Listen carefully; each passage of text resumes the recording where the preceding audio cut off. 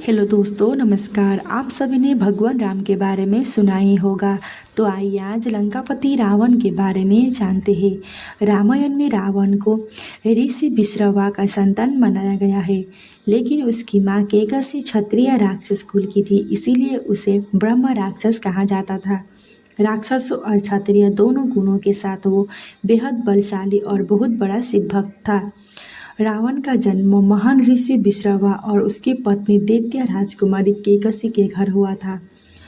उनका जन्म देवगन में हुआ था। रावण के 8 भाई बहन थे।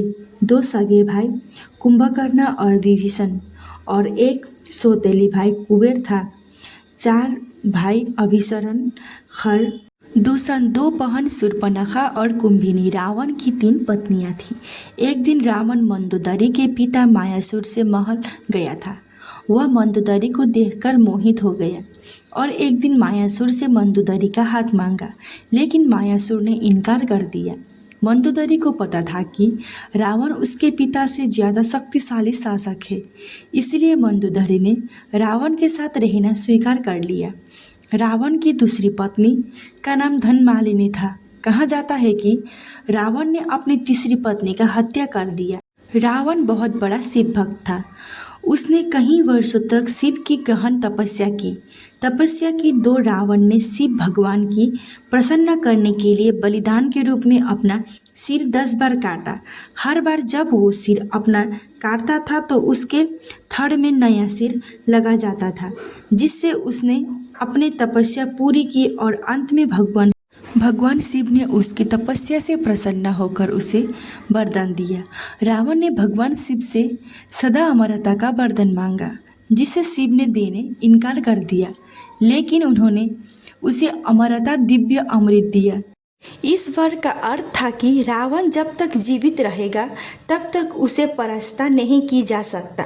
इस वरदान का हासिल करने के बाद रावण ने अपने दादा सुमालो को तलाश की और अपनी शक्ति का विस्तार करने के लिए सेना का नेतृत्व करने लगा।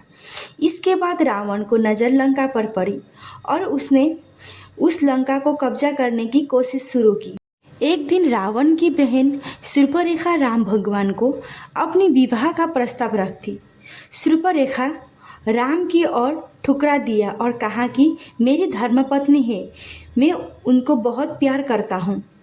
यह बात सुनकर शूर्पणखा गुस्सा आ गया और उसने सीता को मारने की कोशिश की।